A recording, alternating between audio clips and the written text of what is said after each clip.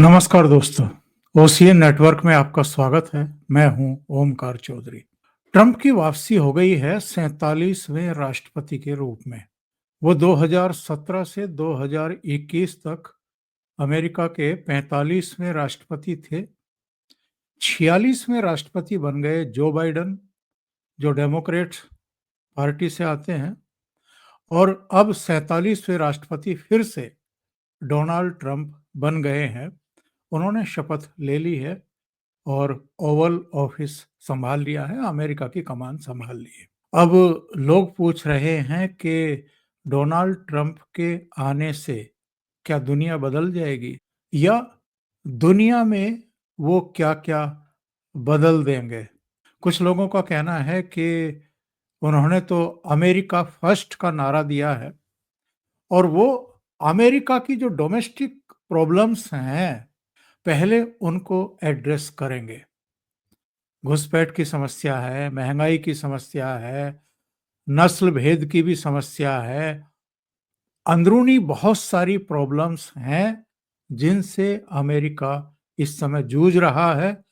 और Donald Trump का अपने चुनाव प्रचार के दौरान भी यही कहना था, और राष्ट्रपति पद की फिर से शपथ लेने के बाद उन्होंने जो करीब 29-30 मिनट का भाषण दिया है, और उनके भाषण के दौरान जैसी परिपाटी है, निवर्तमान राष्ट्रपति जो बाइडेन और उपराष्ट्रपति कमला हैरिस भी वहीं पर मौजूद थी।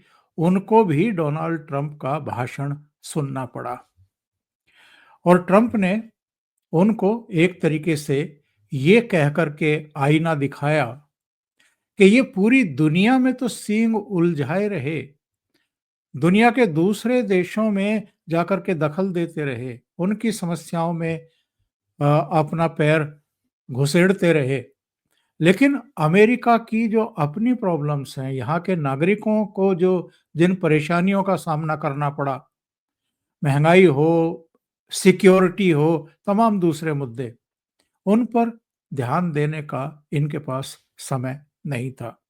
डोनाल्ड ट्रंप ने बड़ी सीधी भाषा में 4-5 बातें कह दी हैं।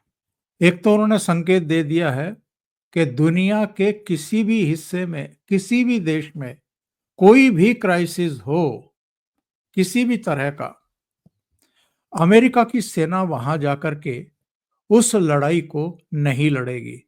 यानी दूसरे देशों की लड़ाई अमेरिका की सेना नहीं लड़ने जा रही है। दूसरे, उन्होंने कहा है कि लोगों को महंगाई से राहत दिलाई जाएगी। जो बिजली के रेट दुनिया भर के बढ़े हुए हैं, जिनकी वजह से ये महंगाई बढ़ी है डोनाल्ड ट्रंप के अनुसार, तो उन्होंने कहा है कि हम अपने नागरिकों को राहत देने के लिए दुनिया भर के देशों में जो उत्पाद अमेरिका में आता है उस पर टैरिफ लगाएंगे। यानी उन्होंने एक तरीके से साफ-साफ ये बात कह दी है कि जो भी दुनिया भर के दूसरे देश हमें अपना उत्पाद भेजते हैं, उस पर हम टैरिफ लगाएंगे, टैक्स लगाएंगे। सबसे ज्यादा अगर प्रोडक्ट अमेरिका में किसी देश के जाते हैं तो वो चीन है, और चीन को उन्होंने एक और सिरदर्दी दे दी है। उन्होंने कहा है कि पनामा नहर को हम वापस लेंगे। ये नहर हमने पनामा को दी थी, चीन को नहीं दी थी। अब चीन ने उस पर कब्जा कर लिया है, और जो हमारे शिप्स हैं उनको भी भारी कर चुकाना पड़ रहा है। बहुत सारी बातें उन्होंने कही हैं, उनमें से कुछ मोटी-मोटी बातें मैं बता दूं तो ये सारी बातें ऐसी हैं जो अमेरिका केंद्रित हैं। यानी वो अमेरिका की चिंता कर रहे हैं। अमेरिका फर्स्ट का नारा अगर उन्होंने दिया है तो जितनी घोषणाएं की हैं वो अमेरिकी सेंट्रिक हैं। उन्होंने यूक्रेन का कोई जिक्र नहीं किया, यूक्रेन युद्ध का भी जिक्र नहीं किया। हमास पर जरूर बोले, इजराइल वाले उस पर जरूर थोड़ा सा बोले हैं, और कुछ ऐसी बातें भी कही हैं जिनसे यूरोप परेशान हो सकता है, कुछ दूसरे देश परेशान हो सकते हैं। लेकिन मोटे तौर पर उन्होंने जो बड़ी घोषणाएं की हैं उनमें एक तो उन्होंने मेक्सिको के कान उमेटने का ऐलान कर दिया है। मैक्सिमम घुसपैठ अमेरिका में मेक्सिको की तरफ से होती है, मेक्सिको की खाड़ी की तरफ से होती है। तो उन्होंने कहा है कि अमेरिका का जो दक्षिण हिस्सा है, वहाँ पर हम दीवार बनाएँगे, वहाँ हम सेना तैनात करेंगे, वहाँ हम इमरजेंसी लगा रहे हैं और किसी भी हालत में अमेरिका में घुसपैठ को रोकेंगे। दूसरी बड़ी बात उन्होंने ये कही है कि जो न्याय विभाग है अमेरिका का, उसको हम दुरुस्त करेंगे, उसको पारदर्शी बनाएँगे, जवाबदेह बनाएँगे। जो मनमानी चल रही है, वो नहीं चलने देंगे। फिर उन्होंने कहा है कि ये जो रंग भेद सिर उठा रहा है अमेरिका में, हम नस्ल भेद रहित योग्यता के आधार पर समाज का निर्माण करेंगे। उन्होंने ये भी कहा कि मैं चाहूँगा जब 4 साल बाद राष्ट्रपति पद से रिटायर होऊँ कि मुझे शांति दूत के रूप में याद किया जाए और अमेरिका को महान बनाने के लिए ही ईश्वर ने शायद मुझे बचाया है। चुनाव प्रचार के दौरान एक बार तो सीधे उनको गोली मारी गई थी, जो उनके कान को छूती हुई निकल गई थी और दूसरी बार जब वो गोल्फ कोर्स में खेल रहे थे, तो एक बंदूकधारी वहां पहुंच गया था। यानी 2 बार तो उनके चुनाव प्रचार के दौरान ही उन पर अटैक करके उनको खत्म करने की कोशिश की गई थी। तब दुनिया भर में ये सवाल उठे थे कि भई ये अमेरिका को हो क्या गया है? और जिस तरह के वहाँ पर शस्त्र आदि के नियम हैं कि कोई भी खरीद सकता है। वहाँ के स्कूलों में, कॉलेजेस में आए दिन फायरिंग की घटनाएँ होती हैं और कई बार तो स्टूडेंट्स ही वहाँ गन लेकर के पहुँच जाते हैं और अंधाधुंध फायरिंग कर देते हैं और कई बार तो 10, 20, 30 तक जो है लोग मारे जाते हैं। तो ज़ाहिर है डोनाल्ड ट्रंप के दिमाग में ये सब चीज़ें भी होंगी और उन्होंने ये भी कहा है कि साहब अमेरिका का अब फिर से स्वर्ण काल शुरू हुआ है। एक्चुअल में क्या है कि डोनाल्ड ट्रंप जब से चुने गए हैं, तब से ही कई तरह के सवाल खड़े हो रहे थे और अमेरिका डेमोक्रेट्स के टाइम में तमाम ऐसी गतिविधियों का भी केंद्र बन गया था, जो जिसके तार दुनिया के अलग-अलग देशों से जुड़ रहे थे।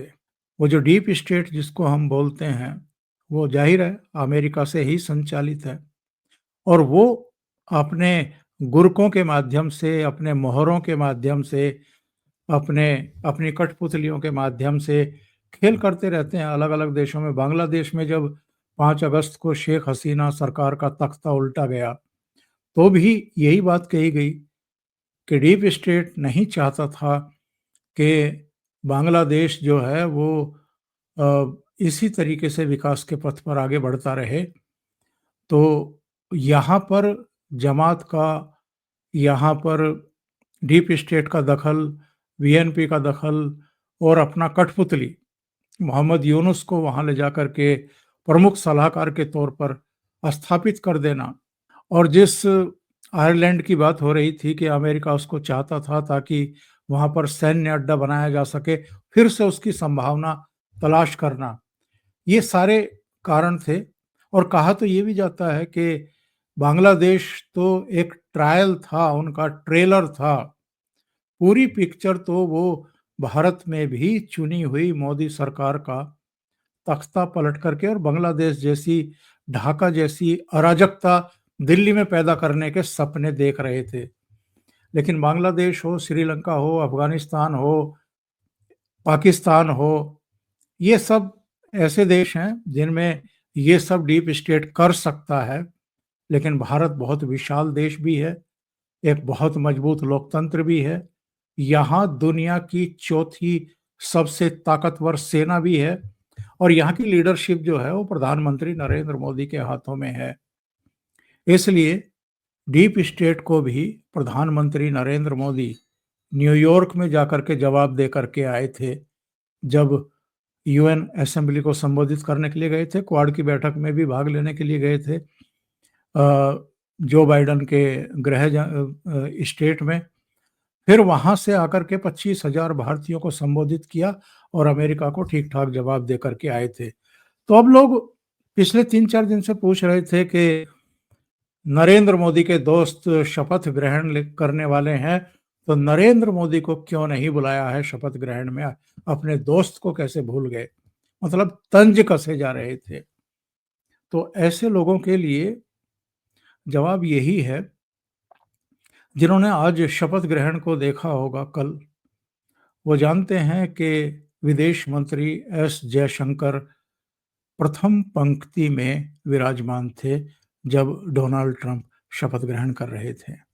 वहाँ चीन के उपराष्ट्रपति भी थे, इटली की प्रधानमंत्री मेलोनी भी थी, कई दूसरे देशों के प्रतिनिधि थे, लेकिन भारत के विदेश मंत्री भी प्रथम पंक्ति में विराजमान थे।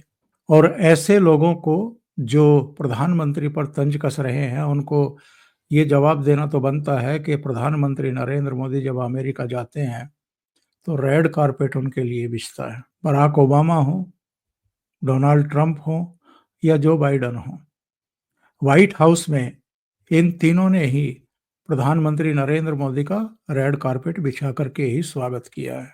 बुलाने को तो उन्होंने चीन के राष्ट्रपति को भी बुलाया था, तो वो तो नहीं गए, और दूसरे देशों के राष्ट्र प्रमुखों को भी बुलाया होगा, लेकिन ऐसे मौकों पर कोई बड़े देश का कोई कद्दावर नेता आमतौर पर जाता नहीं है।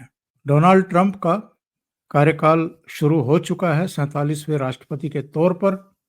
सबकी निगाहें अब उन पर लगी रहेंगी। इस पर एक अलग से प्रोग्राम भी करेंगे आदि अचिंत के साथ। उस पर बहुत सारे सवाल हैं हमारे पास, उन पर डिस्कशन करेंगे।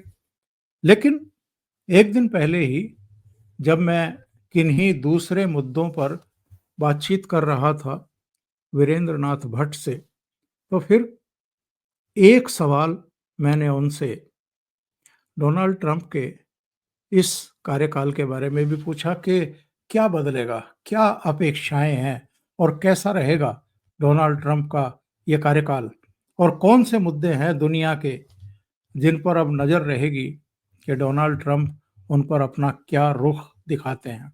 तो सुनते हैं वीरेंद्र नाथ भट्ट ने क्या कहा। भट्ट साहब, अमेरिका में डोनाल्ड ट्रंप की वापसी हो रही है, क्या बदलेगा अमेरिका में और दुनिया में? देखिए, हमें हमें तो बहुत चिंता करने की जरूरत नहीं है।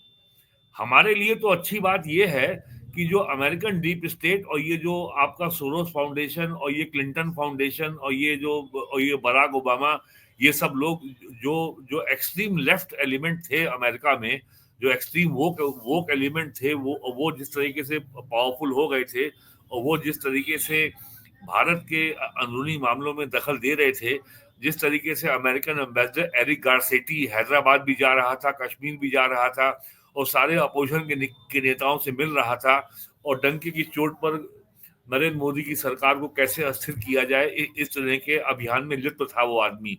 तो कम से कम भारत को तो ये जो जो वामपंथी अपराधियों का जो गिरोह है, इससे अब मुक्ति मिलेगी। और आप देखेंगे अब आने वाले दिनों में जो पंजाब में जो जो जो खुराफात पिछले 4 साल से चल रही थी, कभी किसान आंदोलन के नाम पर, कभी किसी नाम पर, अब ये सारी ताकतें जो है शांत होकर बैठ जाएंगी।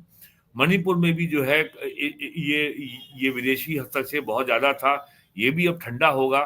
और जिस तरीके से बांग्लादेश में जो है शेख हसीना की सरकार को गिराया गया, ये भी पूरा अमेरिकन प्लॉट था कि ताकि इंडिया के ईस्टर्न बॉर्डर्स पे भारत के लिए सुरक्षा की चुनौतियां खड़ी की जाएं, भारत के ऊपर दबाव बनाया जाए। पाकिस्तान की भी जो है न्यूसेंस वैल्यू अब बहुत कम होगी। और जिस तरीके से भारत ने अफगानिस्तान से सीधा अपने चैनल्स ऑफ कम्युनिकेशन को ओपन किया है और जिस तरीके से इसी महीने दुबई में तालिबान के विदेश मंत्री से हमारे विदेश सचिव ने लंबी बैठक की है, उससे पाकिस्तान को भी समझ में आ गया है कि अब जो है वो भारत के साथ बहुत लंबे समय तक ये आतंकवाद का खेल नहीं खेल सकता। तो इंडिया के लॉन्ग टर्म इंटरेस्ट में ट्रंप का आना जो है बहुत शुभ संकेत है। और एक हमने देख ही लिया कि जिस तरीके से आपके वेस्ट एशिया में जो वॉर चल रहा था इजराइल और फिलिस्तीन का गाजा स्ट्रिप में, वहां सीज फायर हो गया और जो इजरायली बंधक थे वो रिहा हो गए। तो अगर वेस्ट एशिया में शांति होती है तो रेड सी में जो जिस तरीके से यमन के जो हूती रेबल्स हैं, जिस तरीके से जहाजों पे हमला कर रहे थे और जिस तरीके से समुद्री यातायात पे इसका असर पड़ रहा था, इससे भारत का यूरोप को जो जो निर्यात है वो भी प्रभावित हुआ था और शिप के फ्रेट रेट बढ़ गए थे, इंश्योरेंस के प्रीमियम के रेट बढ़ गए थे। तो भारत के तो अब ये भी शांत हो जाएगा। आपको मालूम है कि जो ईरान समर्थित जो हिजबुल्लाह था लेबनान में, उसको इसराइल ने खत्म ही कर दिया है, हमास की कमर तोड़ दी है। सीरिया में जो ईरान का प्रॉक्सी था, जो इसराइल के खिलाफ लगातार हमलावर था, आपके बसद वो क्या बशीर असद हट चुके हैं और वहां पर भी जोलानी आ गया आईएसआईएस का। तो वेस्ट एशिया में अगर शांति होगी तो आपको याद होगा सितंबर 2023 में जब जब G20 कॉन्फ्रेंस हुई थी, उसमें आईमैक कॉरिडोर के ऊपर चर्चा हुई थी, India middle east and European corridor, और हाइफा इजराइल का एक पोर्ट भी एक्वायर कर लिया है अडानी ने। तो ये जो सी रूट है मारटाइम ट्रेड का, ये इंडिया के लिए बहुत महत्वपूर्ण है। तो अब ये प्रोजेक्ट भी अब आगे चलेगा और वेस्ट एशिया में शांति भारत के आर्थिक और ओवरऑल इकोनॉमी के लिए बहुत ही जरूरी है। भारत के 90 लाख लोग काम करते हैं वेस्ट एशिया में, और West Asia as a block, पूरा अरब नेशन जितने भी हैं, वो इंडिया का सबसे बड़ा ट्रेडिंग पार्टनर है। हमें $100 बिलियन की वहां से साल में मिलती है रेमिटेंस, और 200 बिलियन से बल्कि 250-300 बिलियन डॉलर से ज्यादा हमारा वहां एक्सपोर्ट है। और हम उनसे तेल तो इंपोर्ट करते ही हैं, लेकिन तेल के ऊपर भारत केवल अरब देशों पर निर्भर नहीं है। तेल के लिए हमारे पास सबसे बड़ा सप्लायर अब रशिया है, वेनेजुएला है, या नाइजीरिया है। तो तेल इंपोर्ट कोई समस्या नहीं है, लेकिन जो भारत का व्यापार है और जो भारत के 90 लाख लोग वहां काम करते हैं, वो भारत के लिए आर्थिक रूप से बहुत महत्वपूर्ण है। तो ट्रंप का आना हर लिहाज से भारत के लिए बहुत शुभ संकेत है। और चीन के ऊपर भी पाबंदी लगेगी। चीन की जो हेकड़ी थी कि वो कभी गलवान पे एक्टिव हो गया, कभी वो आ गया यहाँ लद्दाख में, और चीन के खिलाफ जो एक नया मिलिट्री गठजोड़ बना है क्वाड्रिलेटरल, इंडिया, ऑस्ट्रेलिया और इंडिया एंड जापान, ये 4 देशों का है। और अगले महीने क्वाड की समिट जो है इंडिया में होने जा रही है, और ये उम्मीद की जा रही है कि उसमें डोनाल्ड ट्रंप आ सकते हैं भारत। तो डोनाल्ड ट्रंप वो का या आना तो भारत, वो या तो अप्रैल में होगी या अक्टूबर में होगी, और डोनाल्ड हाँ जब ट्रंप भी होगी वो आ आएंगे, सकते हैं यहाँ पे। हाँ, आ सकते अभी हैं। डेट जी तय हाँ, नहीं हुई है, अभी जी डेट हाँ। तय नहीं हुई है। तो जियो पोलिटिकल स्टेबिलिटी जो है भारत के लिए बहुत महत्वपूर्ण है, और ट्रंप के आने से जियो पोलिटिकल स्टेबिलिटी आएगी। रूस यूक्रेन वॉर थमेगी, इसराइल गाजा की वॉर लगभग थम गई है 6 हफ्ते के लिए। तो अभी जो है सीज फायर हो गया है, हालांकि इसराइल ने आज भी एक हमास का नेता को मार दिया है। तो ट्रंप का आना भारत के लिए बहुत शुभ संकेत है। अभी के लिए इतना ही। बहुत बहुत धन्यवाद। अगर आपको ये चैनल और इसके कंटेंट पसंद आ रहे हैं तो लाइक करें, कमेंट करें, वीडियो को शेयर भी करें। अभी तक अगर आपने ये चैनल सब्सक्राइब नहीं किया है तो सब्सक्राइब कर लें। साथ में लगे बेल आइकॉन को दबाना ना भूलें, ताकि आगे आने वाले वीडियो और उनका नोटिफिकेशन आपको पहुंचता रहे। बहुत बहुत धन्यवाद। नमस्कार।